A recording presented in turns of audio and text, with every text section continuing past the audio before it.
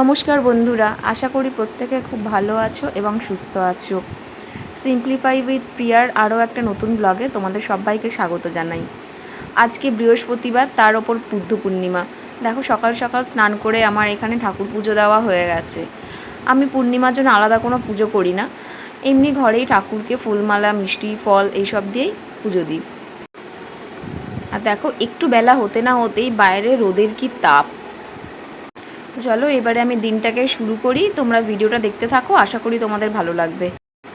সকালবেলা সবার প্রথমেই আমি যেটা খাই, এখানে 3টে কি 4টে করে আমন্ড, 1 টুকরো আখরোট আর খাই চিয়া সিড। তো আজকে চিয়াটা একটু বেশি করেই ভিজিয়েছি, কারণ আজকে আমি আলাদা কোনো ব্রেকফাস্ট করব না, এটা দিয়েই আমার ব্রেকফাস্ট হয়ে যাবে। আমন্ডগুলোকে ছাড়িয়ে নিয়েছি, আর নিয়েছি এরকম এই মিষ্টি ছাড়া খেজুর। এইগুলো সেই পুজোতে দিই না আমরা, সেই খেজুরগুলো কিন্তু না, ওগুলো তো একটু মিষ্টি থাকে। এগুলো জাস্ট এমনি পাকা যে খেজুরগুলো পাওয়া যায় সেগুলো। আমি এই খেজুরগুলো বাক্স ধরে মোড় থেকে একেবারে কিনে নিয়ে আসি। তো এইগুলো আর 1 গ্লাস জল, এই হচ্ছে সকালবেলা আমার ফার্স্ট খাবার। আজকে যেহেতু বৃহস্পতিবারে পূর্ণিমা পড়েছে, তাই জন্য আমি দুপুরবেলা লাঞ্চে করে নিচ্ছি সাবুর খিচুড়ি। এখানে সাবুটা প্রথমে আমি ভালো করে ধুয়ে নিলাম, 2-3 বার সাবুটা ভালো করে ধুয়ে নিয়ে খুব অল্প জল দিয়ে আমি এটা ভিজিয়ে রাখবো। তো এই যে দেখো, এরকম সাবুগুলো শুধু ডুবে থাকবে, এরকম অল্প জল দিয়ে কিছুক্ষণ ভিজিয়ে রাখলেই হবে। আর যতক্ষণ এটা ভিজছে ততক্ষণে আমি সবজিগুলো কেটে ফেলি। আর আমি এখানে কিন্তু এই খিচুড়িটা শুধু একটু সবজি দিয়েই করেছি, চাইলে এটা কাজু কিশমিশও দিয়ে করা যায়, কিন্তু আমি কাজু কিশমিশ কিছুই দেবো না, জাস্ট সবজি দিয়েই করব। গাজর আর বিনসটা কেটে নিয়েছি, এবার ভালো করে এটাকে আগে ধুয়ে নিই। আর আমি না যে কোনো রান্নাই একটু ঝাল ঝাল পছন্দ করি, সেই জন্য দেখো একজনের খিচুড়িতে আমি লঙ্কা দিয়েছি 5টা, আর একটা ছোটো সাইজের আলুও কেটে এর মধ্যে দিয়ে দিচ্ছি। এখানে আমি সব গুছিয়ে নিয়েছি, আর এখানে একটা বাটিতে দেখো আমি 2 চা চামচের মতন ডালও নিয়েছি। প্রেশারে আমি ডালটা সেদ্ধ হতে বসিয়ে দিয়েছি, ও সেদ্ধ হোক, ততক্ষণে আমি ব্রেকফাস্টটা করে নিই। তো ব্রেকফাস্ট আজকে তেমন কিছু করব না, জাস্ট চিয়া সিডটা খাবো, যেহেতু বেলা হয়ে গেছে। চিয়া সিডের গুণ তো আমরা সবাই কম বেশি জানি। তো আজকে চিয়া সিডটা আমি না রোজ ওই ড্রাই ফ্রুটগুলোর পরে খুব অল্প পরিমাণে জল দিয়ে খাই। তো আজকে একটু বেশি পরিমাণে ভিজিয়েছি এটা, কারণ যেহেতু এটাই আজকে আমার ব্রেকফাস্ট, আজকে আমি আলাদা কোনো ব্রেকফাস্ট কিছু করব না। আর চিয়া সিডটা যদি একটু বেশি পরিমাণে জল দিয়ে গুলে খাওয়া যায়, তাহলে পেটটা অনেকক্ষণই প্রায় ভর্তি থাকে। চিয়া সিডের তো আলাদা কোনো রকম তোমার স্বাদ বা গন্ধ কোনোটাই নেই, জাস্ট জলে গুলে খেয়ে নিই। মেয়েকে যখন দিই তখন ওকে আমি ওটসের সঙ্গে অনেক সময় ব্লেন্ড করে দিই একবারে, বা কোনো সময় উপর দিয়েই দিয়ে দিই। আবার মাঝে মাঝে শুধু জলের সঙ্গে গুলিয়েও খাই, কিন্তু আমি কোনো সময় ওইভাবে খাই না, আমি জাস্ট জলের সঙ্গে গুলিয়ে, তাও বেশি দিনে 1 সপ্তাহ ধরে খাচ্ছি, নাহলে আগে শুধু মেয়েকেই দিতাম। তো এখন আমিও একটু একটু খাচ্ছি ওটাকে, জাস্ট লো কোলেস্টেরলের জন্য। এরকম পুরো জেলের মতন তো এই জিনিসটা হয়ে যায়। এরকমভাবেও খাওয়া যায়, এটা এরকম থকথকে করে, বাট ওইটা আমি একদিনকে ট্রাই করেছিলাম, কিন্তু আমার বড্ড বাজে লেগেছিল, তাই আমি ওইভাবে আর খাবো না, আমি এটাকে জলে গুলেই খাবো। তাতে যদি আমাকে একবারের জায়গায় 2বার খেতে হয় তো ভি আচ্ছা।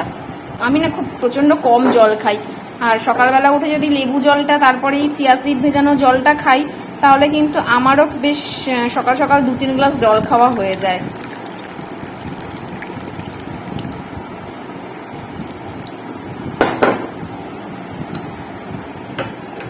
জল পড়লো কতটা।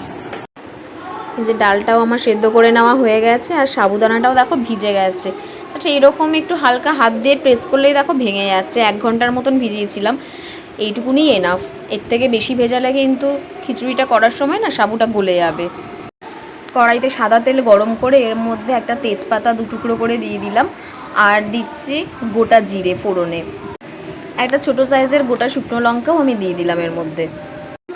প্রথমে আমি আলুগুলো দিয়ে দিলাম, তো আলুগুলো একটু ভাজা ভাজা হয়ে আসার পরে এর মধ্যে কেটে রাখা বাকি সবজিগুলোও আমি দিয়ে দিচ্ছি স্বাদ মতো নুন। এবারে সবজিগুলো সব ভালো করে একটু ভেজে নিচ্ছি। গ্রেট করা আদা দিয়ে আরও কিছুক্ষণ এগুলোকে ভেজে নেব, যতক্ষণে কাঁচা গন্ধটা চলে যাচ্ছে। সেদ্ধ করে রাখা ডালটা এবার এর মধ্যে দিয়ে দিলাম, আর সবজিগুলো তো সেদ্ধ হয়েই গেছে। এবার সবজিগুলোর সঙ্গে ডালটা একটু ভালো করে ফুটিয়ে নেব। আমি এটার মধ্যে হলুদ ব্যবহার করিনি, অনেকে হলুদ দিয়েও সাবুর খিচুড়ি করে, তো আমি হলুদ ছাড়াই করছি। ডালটা ফুটে এসছে, আমি কিন্তু কোনো এক্সেস জলের মধ্যে ব্যবহার করিনি। এবার আমি এই ভিজিয়ে রাখা জল ঝরানো সাবুটাও এর মধ্যে দিয়ে দিলাম। এবারে সমস্ত কিছু ভালো করে মিশিয়ে নিচ্ছি।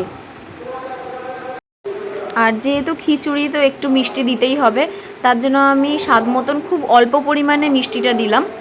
আমি এখানে ব্রাউন সুগার ব্যবহার করছি। চিনিটা দেওয়ার পরে আবারও খুব ভালো করে মিশিয়ে নিচ্ছি। সব শেষে এর মধ্যে দিয়ে দিলাম একটু গরম মশলা গুঁড়ো। গরম মশলা গুঁড়োটা দেওয়ার পরে আবারও ভালো করে মিশিয়ে নিচ্ছি। রান্নাটা আমার কমপ্লিট হয়ে গেছে, আমি গ্যাসের ফ্লেমটা অফ করে দিয়েছি। এবার এটা ঢাকা দিয়ে 5 মিনিট রেখে দেবো।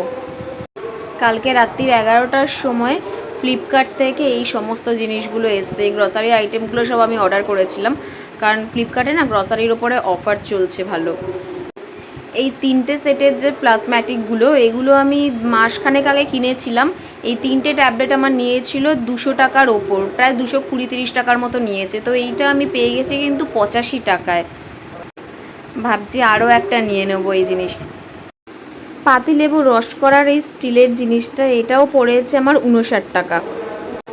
আর এই যে ব্রাউন সুগারটা, এই কোম্পানিরই আমি মোড় থেকে নিয়ে আসি 500 গ্রামের। এটা থাকে 90 টাকা করে, আমি দুবার নিয়েছিলাম 90 টাকা দিয়ে।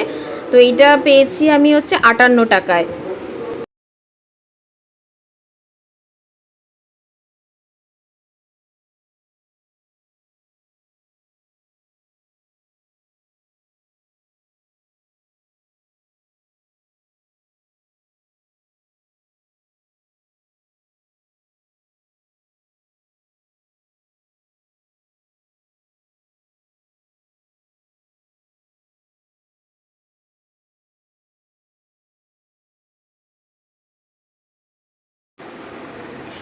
এই মমস ম্যাজিক বিস্কুটটা, এইটা একটু বাটারি ফ্লেভারটা থাকে বলে এটা খুব ভালো লাগে। তো এই বিস্কুটটা ওই জন্য বড়োটাই আমি নিয়ে নিলাম। আর এখানে মেয়ের জন্য আছে হাইড অ্যান্ড সিক। আর এই গ্লুকন্ডির যে কৌটোটা নিম্বু ফ্লেভার, এটাও কিন্তু বেশ ভালোই অফারে আমি পেয়েছি। তো চলো এবার এগুলো সব জায়গা মতন রেখে দিই।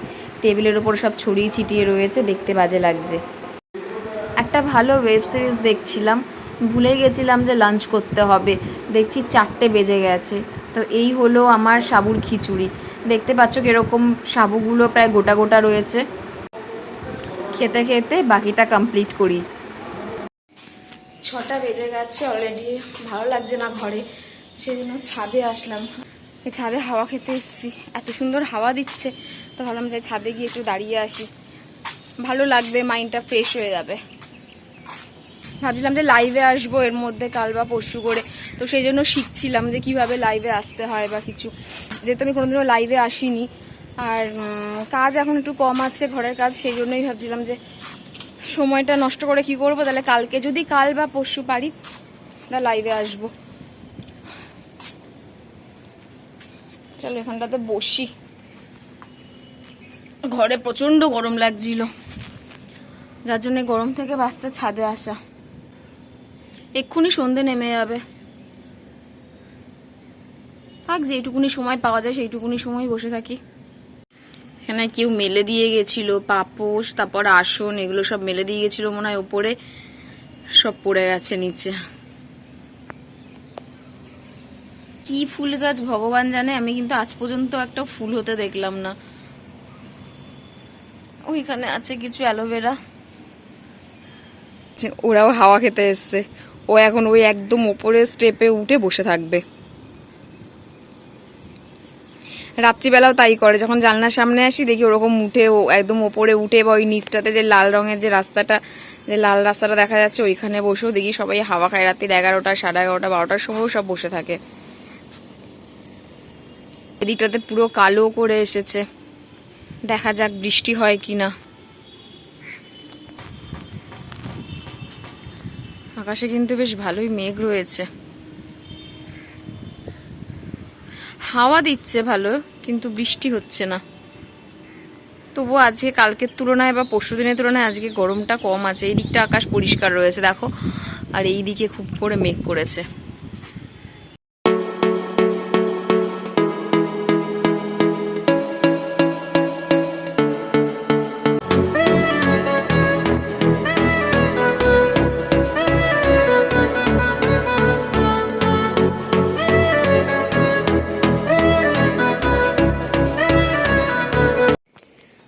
ছাদে এতক্ষণ ছিলাম, আর এদিকে দেখো ঘড়িতে বেজে গেছে 7টা। আর ছাদে এখন আর হাওয়াটা আবার একটু কমে এসছে, আর অন্ধকারও হয়ে এসছে। তাই যাই হোক, দুটো শর্ট ভিডিও করলাম, করে নেমে আসলাম। আজকের এই ভিডিওটা আমি এখানেই শেষ করছি। আবার একটা নতুন কোনো ভিডিও নিয়ে আবার তোমাদের সামনে চলে আসবো। সকলে সুস্থ থেকো এবং ভালো থেকো।